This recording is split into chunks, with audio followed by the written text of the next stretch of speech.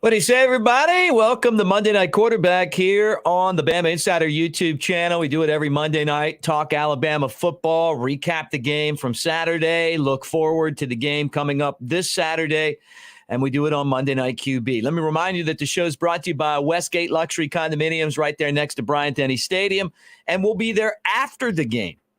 Yeah, the Iron Bowl will be on the roof. The Westgate is awesome. The Skygate Club's where we do our post-game show from, but you're talking about the oversized balconies, the 1 to 5 bedroom units that go from 900 to 3,000 square feet.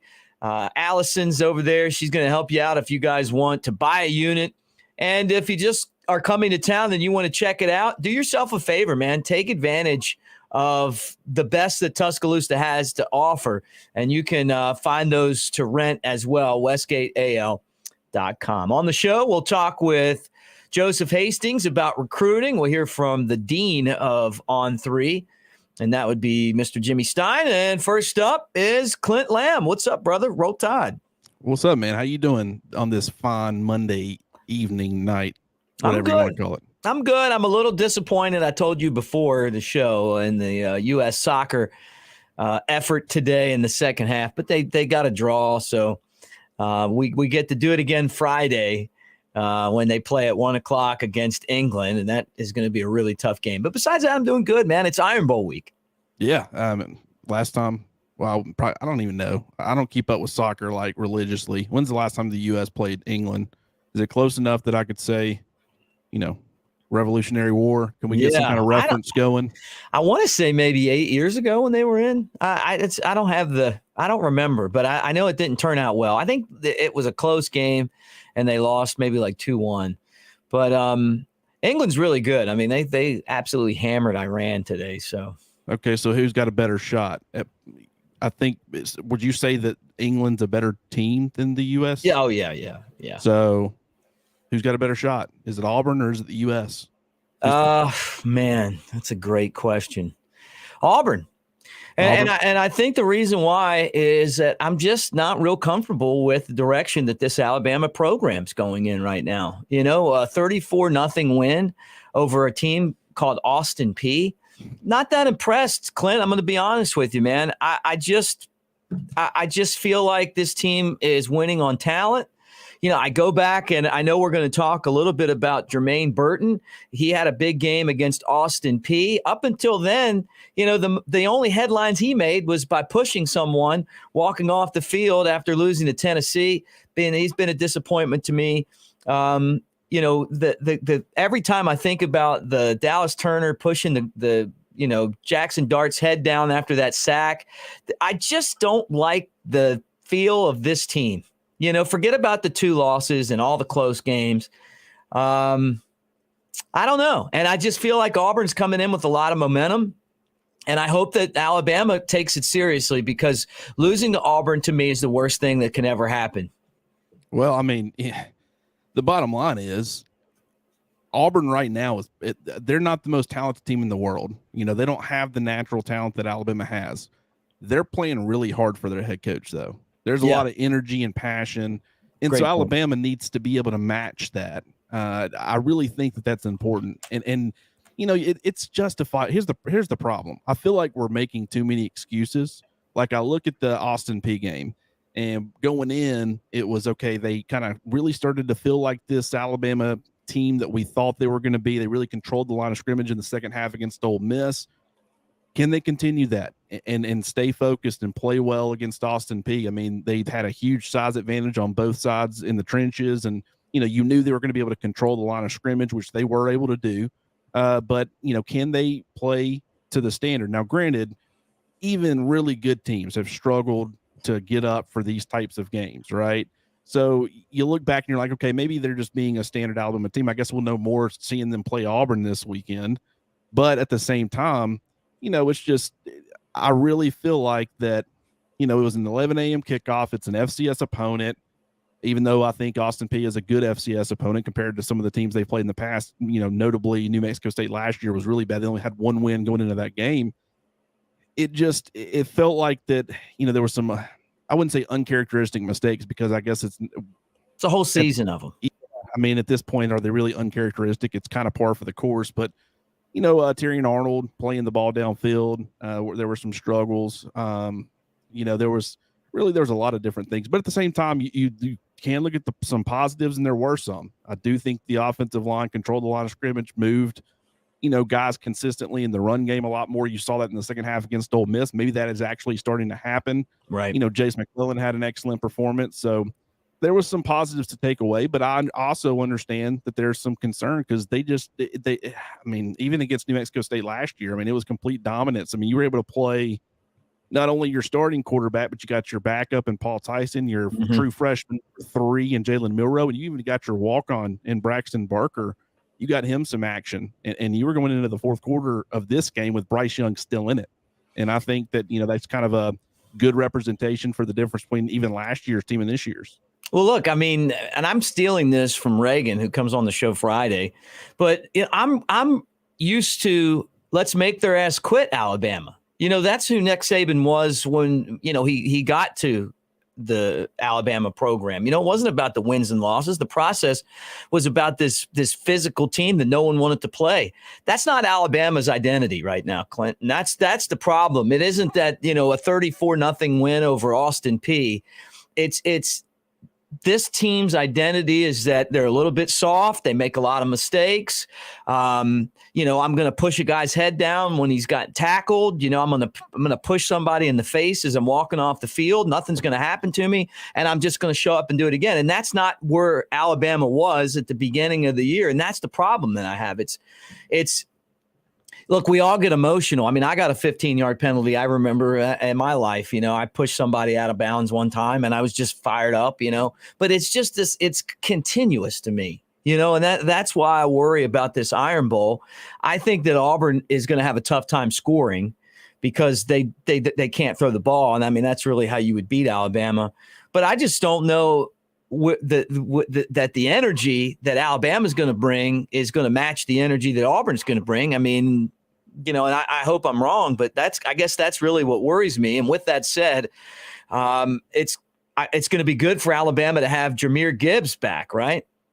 Yeah, that's the expectation, is that he'll be able to be back. Now, I don't think that's been confirmed.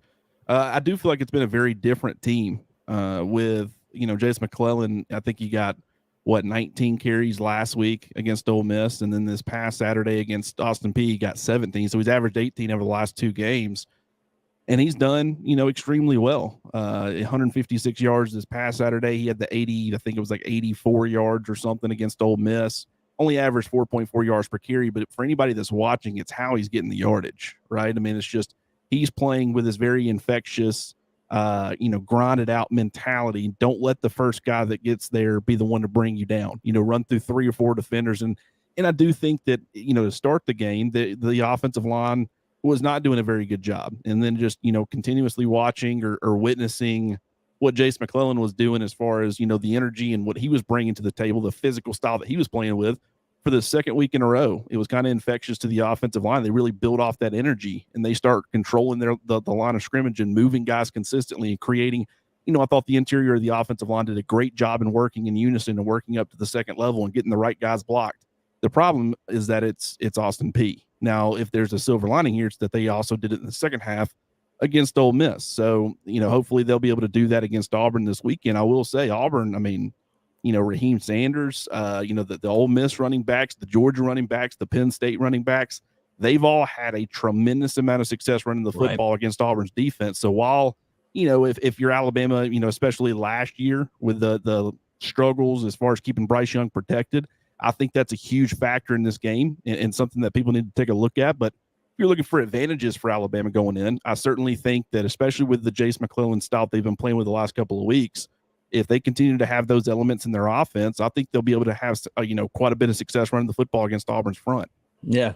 Great point. Great point. As you guys hang out with Clint Lamb and me on Monday Night QB, make sure you like and subscribe. Hit the thumbs up, man. That's a way of saying Roll Tide, and hit the bell. And we really appreciate all you guys being here for Monday Night Quarterback on the Bama Insider YouTube channel. Chris behind the scenes doing his thing.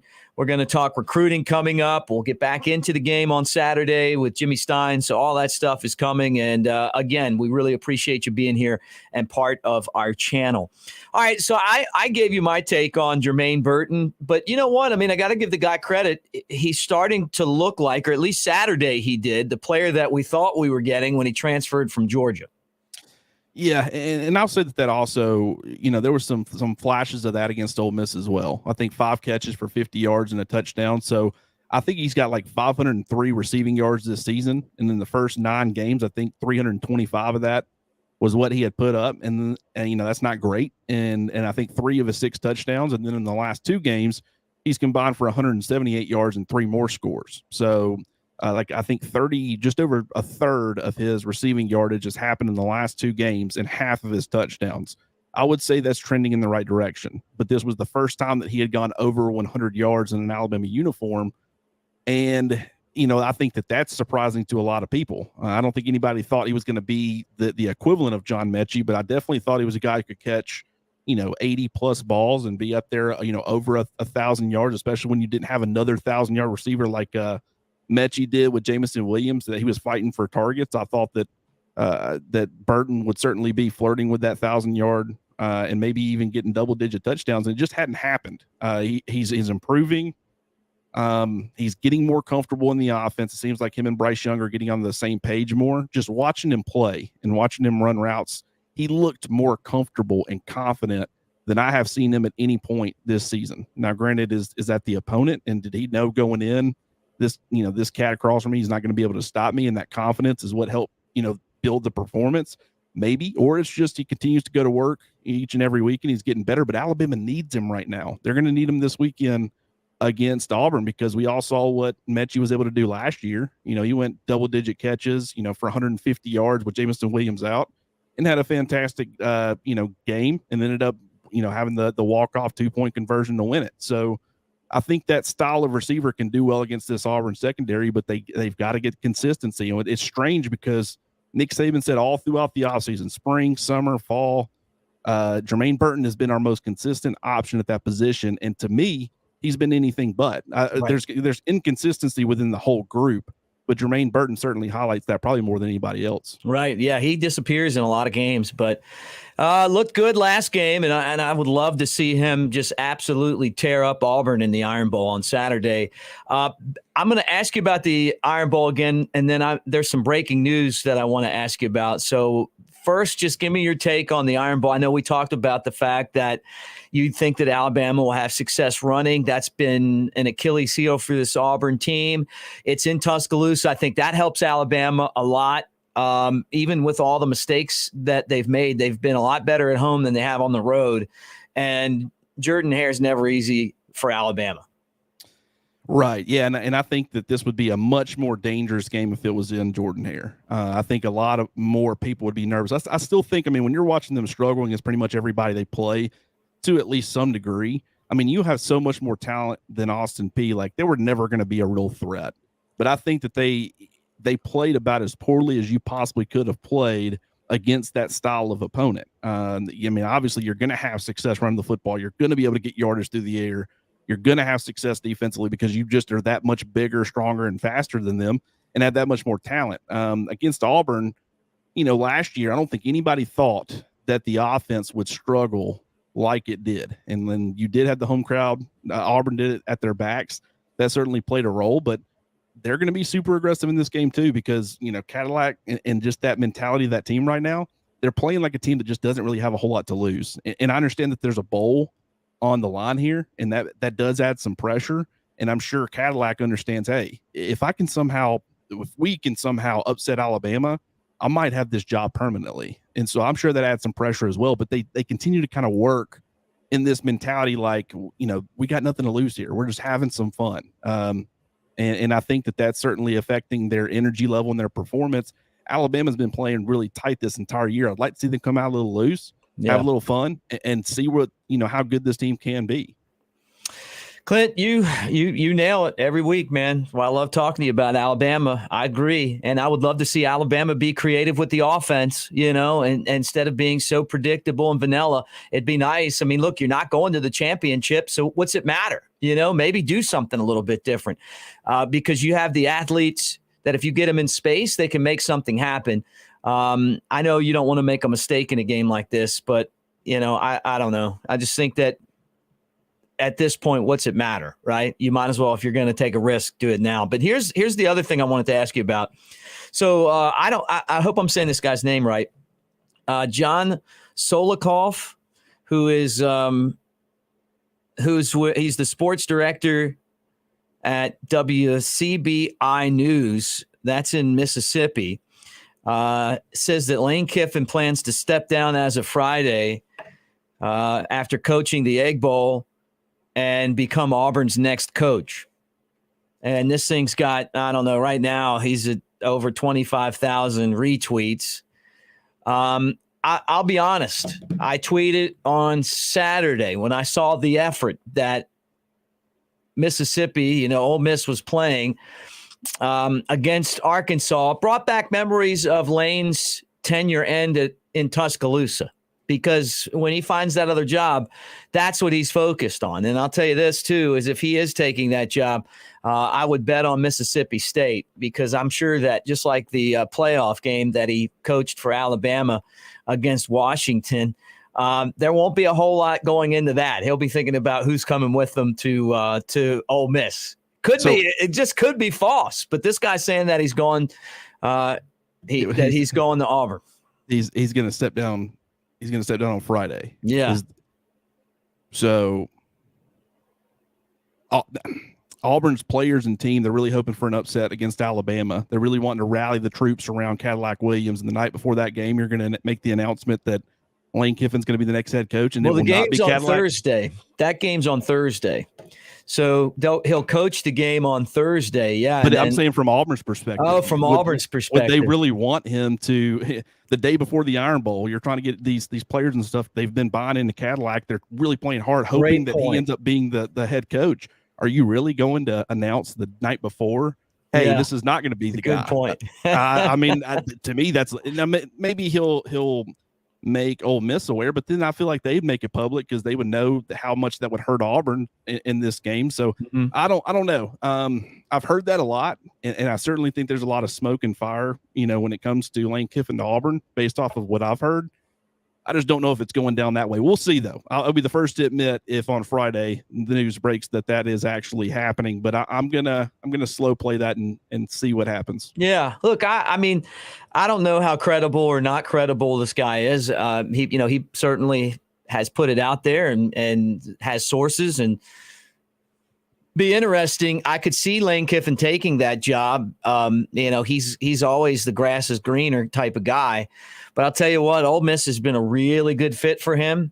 And I think that the Rebels could have gotten to a college football playoff with him coaching there, Well, with his personality, with the boosters and stuff, he's not a guy to refrain from speaking, especially if he gets a lot of guaranteed money and he knows he's getting paid regardless. Yeah, right. I feel like if there's boosters behind the scenes causing him problems, I wouldn't be shocked if he called them out indirectly, publicly. Now, one thing I said before Auburn hired, Brian Harsin, I said that I felt like Lane Kiffin was the correct guy to go after, right? Because of his familiarity with Nick Saban in Alabama.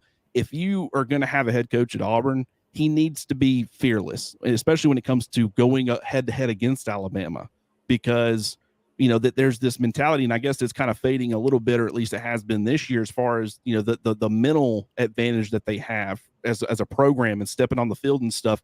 You need to have a coach that's completely fearless, and I will give Lane Kiffin credit. I mean, I understand that a lot of people, myself included, are against him going for it on fourth down to the degree that he does, but that's a guy who's playing fearless. He could probably play a little bit smarter, but he's trying to win a football game, and after the game, everybody's trying to give him moral victories and set him up for that, and he's not about it. He wants to win, and I think that's the kind of head coach that Auburn needs if you're going to be in the same stage as an Alabama with Nick Saban. So if they swung and missed on the last one and went in a different direction, if they right the ship here. Good for them. I think it'll be quite interesting. I don't know how much success he'll have, but now is the time, I guess. Yeah, this guy's about to hit 3,000. Now he's over 3,000 retweets. I mean, so you talk about going viral. I mean, there's been 2,000 tweets since the time that I told you, and now for this guy, I mean, 2,000 retweets. It's crazy. I gotta go. So what's this guy's name? John Sokolov or Sokolov. Well, yeah, I'll just have to. But I retweeted it too, so just go online and you can check it out. But anyway, yeah, I don't know. I mean, and then the other thing that you should keep an eye out for is don't be surprised if Mike Leach isn't out if he loses the football game and they don't go get Deion. And I'm telling you, like, just keep an eye out for this. This could be totally different in the West next year in some spots. I've told a lot of people as well that if they couldn't get Lane Kiffin, Hugh Freeze would certainly be up there. But I would consider, Deion Sanders if I was Auburn as well, because you struggle to recruit the state of Georgia because of, what Georgia's been able to do. If you don't think that former Atlanta Falcon and Deion Sanders couldn't go into that state and pull some high quality talent, which you've got to start with the recruiting. Everybody says, well, this guy has no experience as a major college football head coach. Get the guys on your roster and on the field, and then you worry about the coaching aspect. But you could also pull a very Ed Orgeron-esque, style, where if you just surround yourself with a great coordinator. Sam Pittman had zero experience as a head coach, but he went out and he got a very solid, reliable offensive coordinator and defensive coordinator, and he has been kind of just the face of the program and has worked out quite well for Arkansas. So, and granted, I understand that Mississippi State's not in the same situation as Auburn. I thought that would be a good fit for Auburn if they needed to kind of work down their list a little bit. But, with his familiarity in that state, I think that would be a fine hire for them as well. And it's swinging for the fences. Mike Leach has been such an interesting fit. I love his personality. I hope he doesn't leave the SEC, but if he does, you got to replace, if you're Mississippi State, you're trying to do something that sets yourself apart. Deion Sanders will certainly add that element. Yeah, and look, don't think that Mike Leach isn't sick of NIL with his personality, and maybe he doesn't want to do it anymore. And when Jackson State is outdrawing Ole Miss and Mississippi State, it's a business. Win or lose, and Deion's done nothing but win. People care. People are interested. He's going to be able to recruit.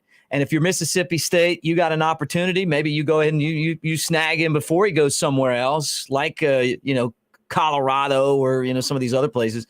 And all you'd have to do is just pull him, up the state a little bit, So we'll see. It's interesting. Sorry, we went a little bit over. We're going to talk recruiting with Joseph, but great stuff from you, Clinton. And if you hear anything, man, just go ahead and let me know, because I know you got some of your own sources. Yeah, and we'll see what.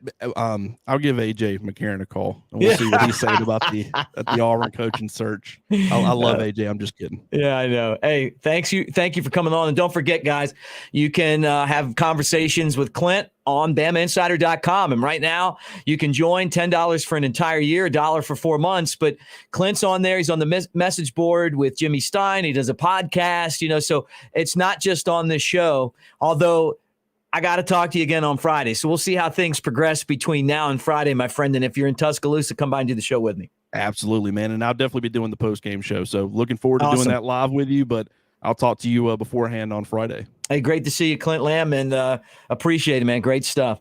That's Clint R. Lamb on Twitter. Let me bring him on now. I got to apologize. I mean, obviously I went way over the allotted time, but all this stuff going on, and now we get to change gears a little bit and talk to Joseph Hastings, also part of Bama on 3, BamaInsider.com, doing recruiting. What's up, dude? How you been?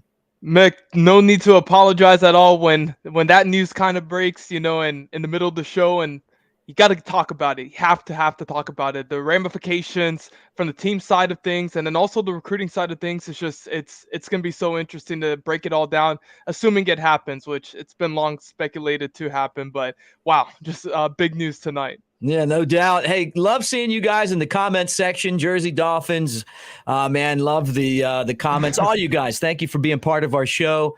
As we change gears and talk a little bit of recruiting. All right, well, let's get into some recruiting, Joseph. Reaction to Arian Carter decommitting from Memphis, even though you've kind of told us that, and Bone, both of you guys have said that was going to happen for a while. Now it's official, but this guy's got a whole list of teams that want him. Yeah, pretty much. Yeah, we knew that he wasn't going to be sticking it out with his commitment to Memphis. He even said so as well. You know, he made it very clear a couple of weeks ago that that commitment wasn't going to ride out. I don't know what took so long for him to actually decommit. You know, it's a tough process. Memphis was a program that really gave him a shot early on, especially before all these big Power 5 schools came into the mix. But he decommitted last week, and Alabama looks to be in prime position to land his commitment. Obviously, they're going to try and get him in town this upcoming weekend for the Iron Bowl, but that official visit that he previously had scheduled for this weekend has been pushed back to December 9th to the 11th. But, you know, Alabama's leading on the On3 recruiting prediction machine. They lead on the Andrew Bone and Joseph Hastings recruiting prediction machine as well, too. The one that we care about on this show. Yeah, he leads on that one, you know, to go to Alabama. But look at his tape there, and it's so surprising to see a prospect like him, who was initially a running back prospect that we were eyeing, now turned into one of the better linebacker recruits in the 2023 class, and the speed that he brings to the table. He has really good size as well. Him and Suntarine Perkins, the Ole Miss, you know, speaking of Ole Miss linebacker commit, those are Alabama's two top inside linebacker targets. So he can do it on both ends, on both sides of the football. Alabama wants him on the defensive side, but just a dynamic player. And, you know, this decommitment here bodes well for Alabama. Absolutely, no question about it. Guys, thank you for hanging out with us Monday Night Quarterback on the Bama Insider YouTube channel. Like and subscribe and give us a thumbs up. That's a way to say Roll Tide, hit the bell, so you know when we're live. And tonight's show is already kind of taking the direction that we didn't expect, but we're having a good time here nonetheless. And trying to figure out what's going to happen between now and National Signing Day. Things could be definitely shaken up if Lane Kiffin ends up sliding over to Auburn like is being reported. Joseph, what do you think Alabama will do with defensive lineman recruiting? Where are they going there? Yeah, it's such an interesting topic. It's one that we've discussed a lot throughout you know, the past few weeks, because it's impossible to predict how it's going to finish. We knew that there was a good chance Edric Hill, Jordan Renaud, Hunter Osborne were going to join the fold. We had a good idea a couple of weeks before they actually ended up committing. This time around, it's just really tough to gauge it. You know, James Smith, the big time defensive lineman out of Montgomery Carver. He's high on their list. He's probably the one that I favor Alabama the most for right now. But then you also have Reuben Bain, someone we talked about a lot as well, out of South Florida, and Jordan Hall out of Jacksonville, Florida. Those two Sunshine State products, you know, they're high in the mix too for Alabama. I'm not expecting them to come out on top for David Hobbs, who's committing on November 25th. This upcoming Friday. But look, I'm hearing that they're kicking the tires on some defensive linemen. Haven't heard any specific names yet, but you know, the Crimson Tide are keeping the board open. And we obviously know the transfer portal is always an option for a program like Alabama. You see it a lot too, that they have so much success in the portal. They have a lot of success as well recruiting at the JUCO level with those, you know, players who've had a little bit of experience in college, whether it be at JUCO or at another program. They see Alabama as an appealing option because of the standard that they hold themselves to, the success that they've had, at least in previous years, what Nick Saban can do when it comes to player development, you know, all that appeals. So, you know, the transfer portal will always remain a possibility. I'm going to make this very clear. I have not heard of any specific names in the portal. Alabama, that, you know, you get into tampering territory with that. Alabama's focused on the high school level right now, obviously. And those names that I mentioned before. But, you know, that will always potentially be an opportunity down the line to explore the portal. Yeah, no doubt. And I mean, that's becoming a big part of what we do. And there's no rules anymore. I mean, it's the Wild West, and that, you know, gives players the opportunity to jump anytime they want. I got a feeling that that's going to be something that Alabama just continues to take advantage of moving forward. But, you know, you still have to dominate this area too, right? And we've seen it with Georgia, we've seen it with Alabama and Ohio State. You know, these are three of the most prominent programs in the country. So high school recruiting is still so important. Who are the top 3 most important Bama targets in your opinion?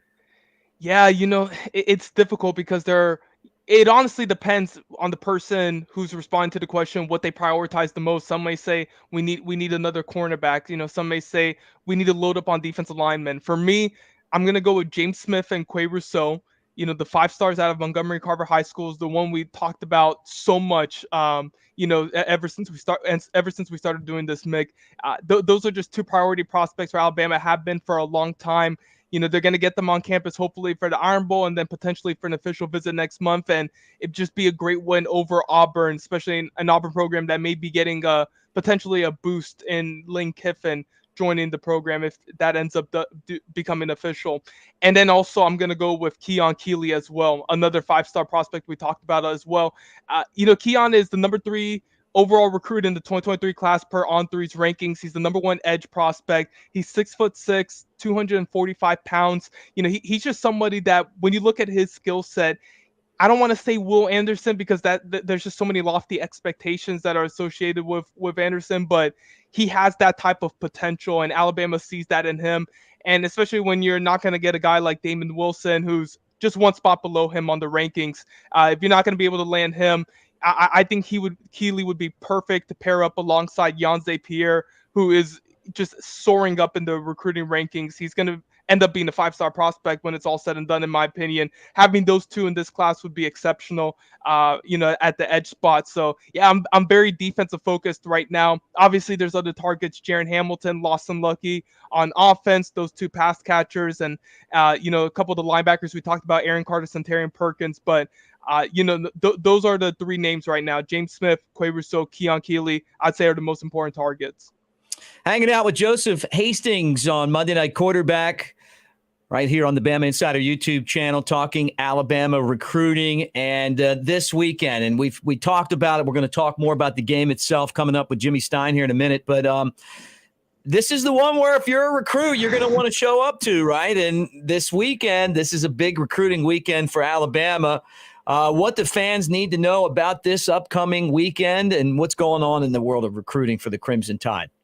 I mean, Clint kind of alluded to it before. If the Lane Kiffin news is announced the day before, you just have to wonder how that's going to impact Auburn on the football field. And honestly, if the Crimson Tide can take advantage of that, from a football perspective, and then how that ends up bleeding into the recruiting side of things as well. Does potential recruits that Auburn is, targeting, that Auburn and Alabama are targeting, do they look at that as a negative for the Tigers that that was announced the day before and didn't give Cadillac Williams a fair shot in that game? Who knows? That's a lot of speculation, a lot of assumptions, a lot of ifs. But when it comes to recruiting, that's kind of what it's all about. It's about speculating about the future, looking into the crystal ball there, the magical crystal ball that doesn't exist. But you look at the visitors that are going to be in town. We're actually going to change that. Kelby Collins' official visit. That's actually an unofficial visit now. Was supposed to be an official, but he changed it. Ruben Bain is going to be, visiting too. Tyler Scott he's a cornerback target for Alabama. He was supposed to officially visit, but isn't visiting at all. He pushed his official back to the following weekend. Desmond Ricks is kind of 50-50 on it too. So, this weekend could end up being a lot better than we're initially expecting now in terms of the 50-50 guys. But who ends up making it in town will be important, especially James Smith and Quay Rousseau, considering the fact that both of them are Alabama and Auburn targets, priority targets for the 2 programs. I think another storyline too is Alabama going to be able to land a commitment after this weekend? You've got Jaron Hamilton up there, who's viewed as a heavy Alabama favorite on the On3 recruiting prediction machine. Could he potentially end up joining the fold? We'll see. Then you've also got Sterling Dixon, a 2024 linebacker out of Mobile, Alabama. He's going to be committing on December 1st. So he could potentially be another post-game, prospect who commits to Alabama. So for me, the main storylines that Alabama fans need to be paying attention to is who makes it into town, specifically the Alabama-Auburn targets that are, the mutual targets for them. Tyler Scott being one of them, James Smith, Quay Rousseau, Sterling Dixon, etc.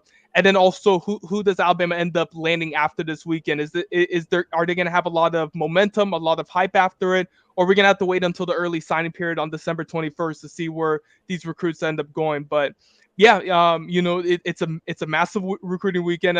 Obviously, Alabama's going to have at least 2 consecutive weekends of official visits afterward. We'll see about the final weekend before early signing period.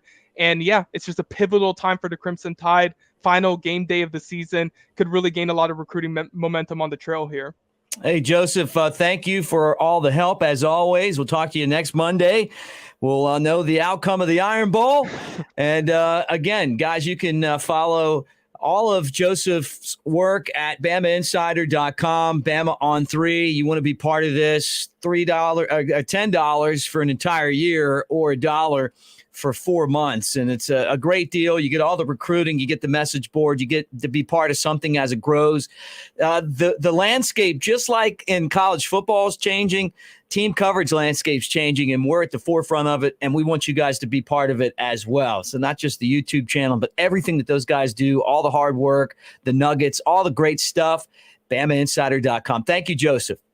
Thank you, Mick. Looking forward to next week, man. Hey, and how about them Cowboys? How about them Dallas Cowboys? Let's go. I love myself some Cowboys. You saw that, right? I saw that. Good, great win. Hey, we'll talk to you again next week. Before we bring Jimmy Stein on, let me hit some of these comments. Ron, coming from Maryland. Hey, come on down and enjoy the game, man. Roll Tide. We really look forward to it. And, of course, I was born in Baltimore. So, hey, great to have you down. And you're going to love Tuscaloosa.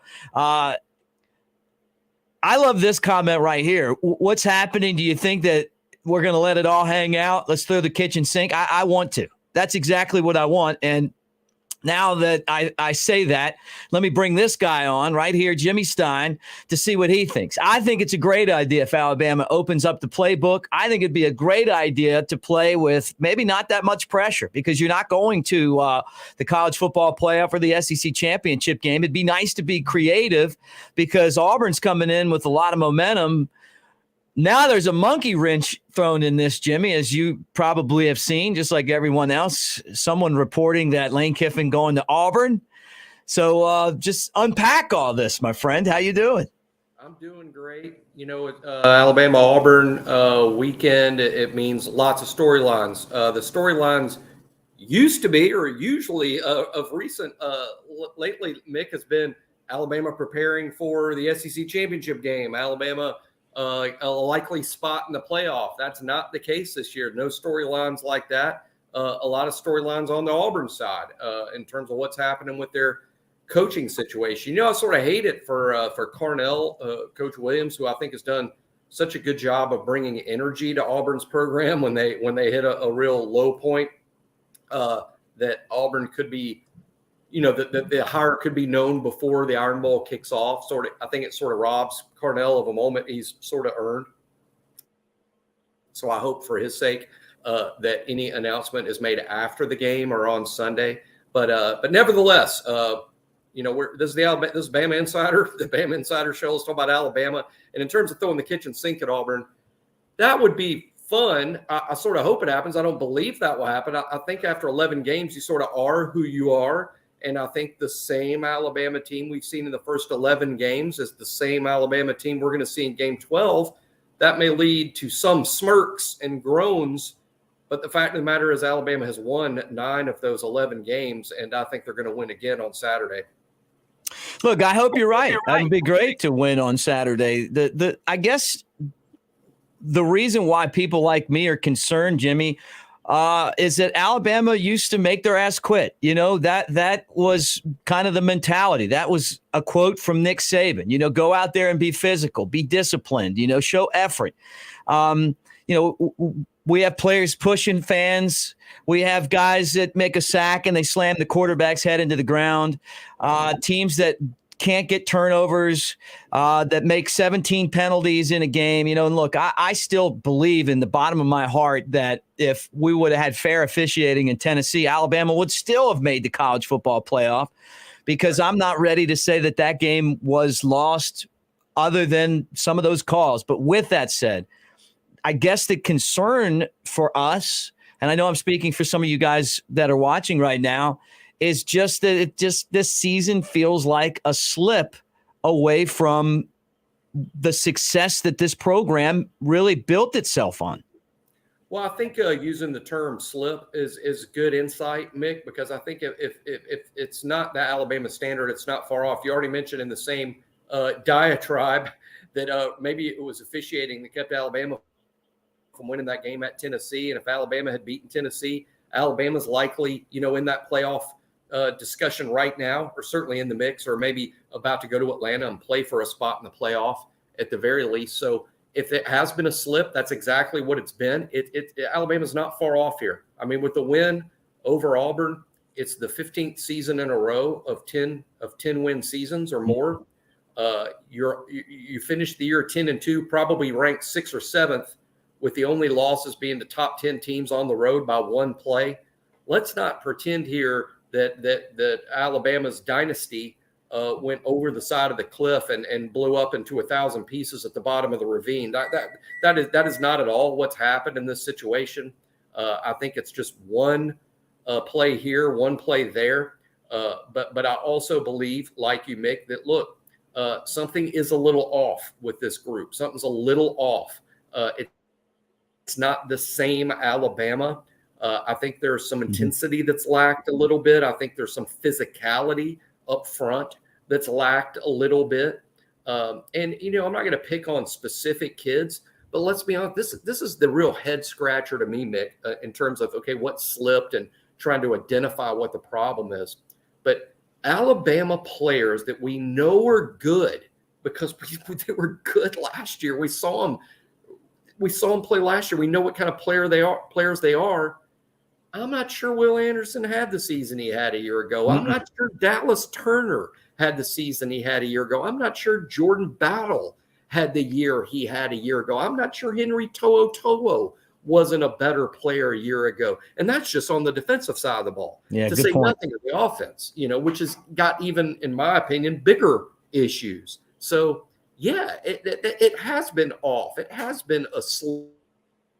It has been a step backwards, but also don't want to overdo it or overplay it. Like I said, it's not off the cliff and exploding into 1,000 pieces. That's ridiculous for a 10-2 season when you're probably going to finish number 5 or number 6, and you only lost to top 10 teams on the road. Yeah, good. And that's why we wanted you to come on. You're trying to calm us down, and we need that. It's the Iron Bowl week. I'm going to be honest, Jimmy, I hate to use the word hate, but I'm not a very big fan of these guys, and it goes back to my time at Alabama when I was on the lacrosse team and I was getting bottle caps thrown at me down there on the plains and beer bottles, and I've never liked them since, right? So I have a lot of respect for Auburn, but I'm not. There's not any like there for me, and I see this Alabama team that I felt like struggled against Austin Peay, which is really like playing yourself, and I've been so positive all year, and I've been waiting all year for this team to just kind of grab that alpha mentality, and it hasn't happened. Right. Well, the expectations are super high. I mean, let's be honest, the expectations are super high. It's not like to get everyone upset, Alabama has to lose a game. Alabama only has to the win, if it's closer than anticipated, everyone gets upset. They don't cover. That is some kind of expectation. Can you imagine? I mean, it's a different sport, and I know baseball is one of your things. Mick, can you imagine? Let's say, obviously, the Astros will go into next season with really high expectations, right? Defending World Series champs. Do people in baseball say, "Gosh, yeah, we did beat the Mariners, 7-4." But we can't score 9 against these guys. Well, different sport, but I got what you're saying. The win's a win, baby. Well, it's that. But I'm just saying that it is sort of, I feel like Nick Saban's created this monster, right? And sometimes the monster turns around and bites us. So that's what happens when you make a monster. It doesn't always just eat the guys it's supposed to eat. Right. It can bite anybody. And I think to some extent the monster bites us sometimes. Right. And this is an example, I think, of, Austin Peay, okay, it's 34-0. I know our fans expected to win by more points. I know they did. I know I did. My prediction was 56-0, not 34. I said 56. It was 34. It's 22 points less than what I predicted to happen. Well, a couple things. Number one, Austin Peay can't score lower than 0. I mean, the 0's as low as you can get. Okay, Alabama forced Austin Peay to score the lowest amount of points ever scored in the history of any football game ever played. They tied the record.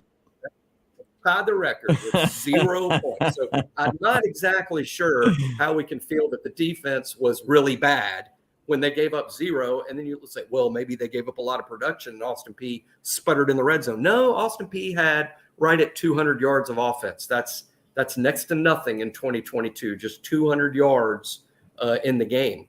So you look, well, the problems on offense, we didn't score. I thought Alabama would score 3 more touchdowns. Well, where were those 3 touchdowns? I'll tell you where they were, Mick. They were in Milroe's interception, which was a bad play, another mistake, not a good throw by Jalen. But had he not thrown that interception, had he thrown the ball away or completed the pass or just tucked it and ran, Alabama likely scores on that drive. He was already inside the 20-yard line. It's not like Austin Peay had been stuffing Alabama in the red zone the whole game. So that's 1 touchdown. Second touchdown might have been on the fumble. And the fumble, did he fumble? Did he not fumble?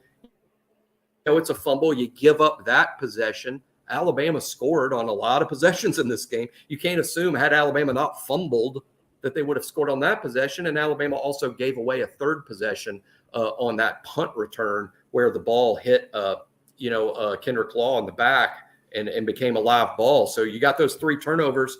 Hey, I know it's speculation, which isn't fair, but I say you don't turn over the ball those 3 times. You probably score on all 3 of those possessions, and there's your 21 points we're missing. So I think really it's not that the team didn't give effort. It's not that the team didn't try. It's not that this team is just mistake prone. We've seen it for 11 games.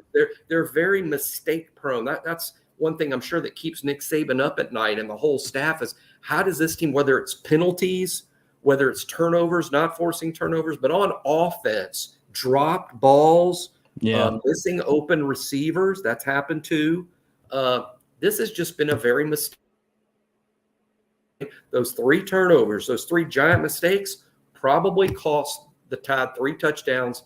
And that's really all Alabama was missing was 3 scores. Alabama wins that game. Add 21 to the 34. That's 55 points. I doubt anybody, if Alabama won 55-0, I doubt there's a lot of complaining. Yeah. Look, I guess that, it's when I'm watching Austin Peay chase Bryce Young around and sack him and I'm watching them get first downs. I know they didn't score, but they missed a field goal. I don't know. I just, they Alabama definitely didn't make their ass quit. And I guess I'm just kind of looking at this going, okay, get through this week and I'll feel a lot more comfortable, And then I watch Auburn and they played a pretty good Western Kentucky team that I thought was going to beat them, by the way.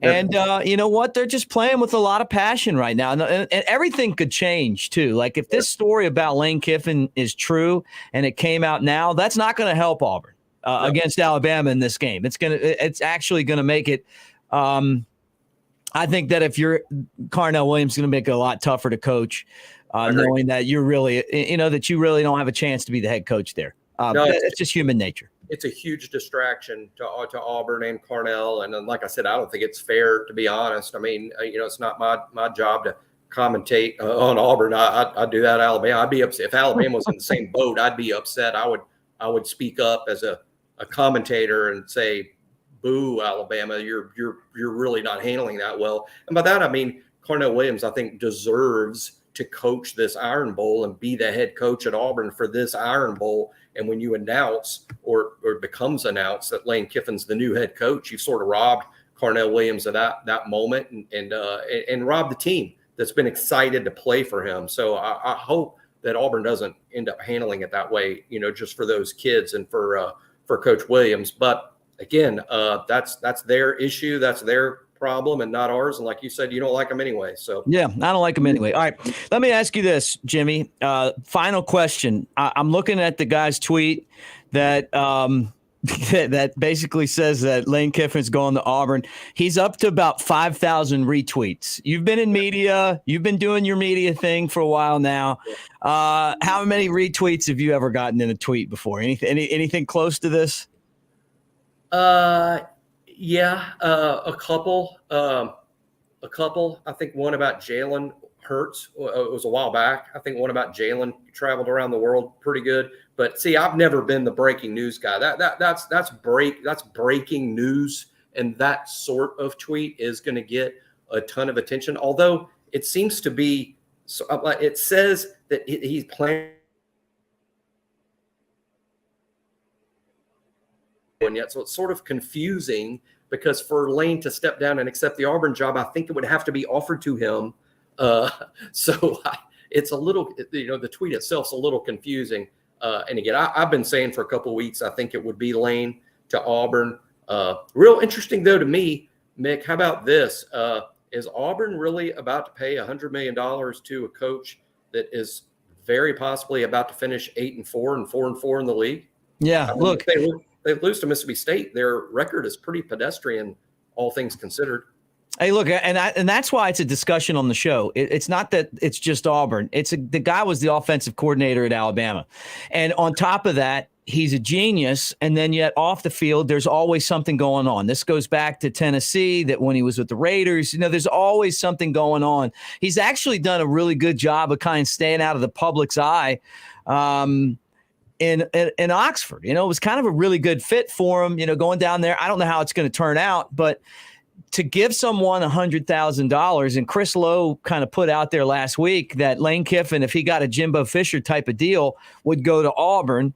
So that kind of makes it real to me. I mean, Chris doesn't miss a lot. You're really putting your entire future on a person that has had some, I mean, and it's the most money you're going to spend on anybody at your university. That's the gamble that you take. But look, as far as coaching goes, offensive coaching, recruiting, Alabama misses him. And I'll tell you right now, the wide receiver room that was so good is because of him. Yeah, maybe so. Maybe that's the case. I do agree that Lane is a very, very good offensive mind. I really appreciate what he does. I think he's an excellent game day play caller, which is a difficult task. It's hard to do. Mm-hmm. And I think Lane does it as well as anyone's ever done it in terms of calling plays on Saturdays. I think he's really good at that. I also think he does a good job of building an offense where he identifies, okay, who's my best player? And I'm going to build my offense around the best player. 1 year it's the quarterback. Next year it's a wide receiver. The next year it's a running back. He'll build the offense around. It doesn't matter what position the guy plays. He'll build it around his best player. I think that's really smart. He does that as well as anyone.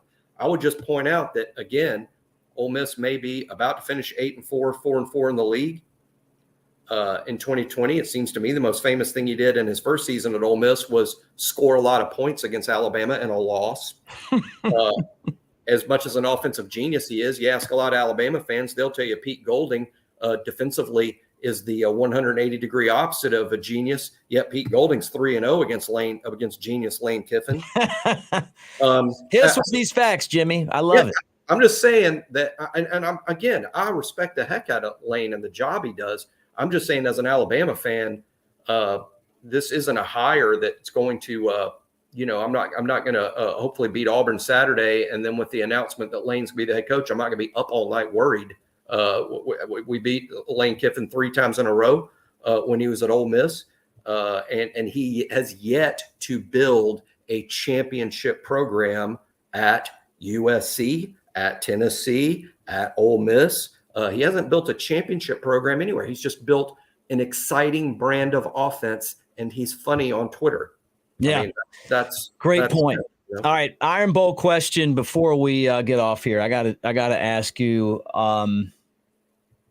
what is your best and worst Iron Bowl memory? Best Iron Bowl memory.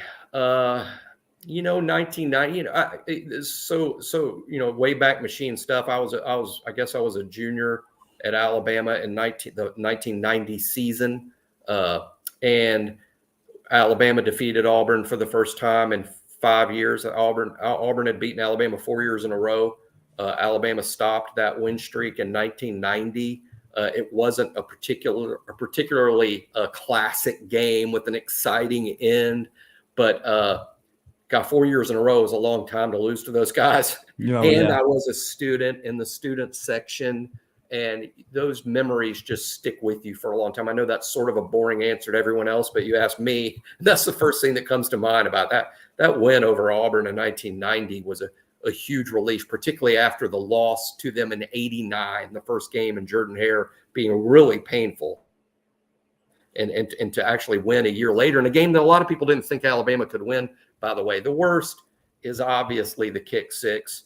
And I was just so stunned. I remember I watched that game actually on television. I was not there. I watched it at my mother's house. And there was just 3 others in the room, my mom, my stepdad, my wife.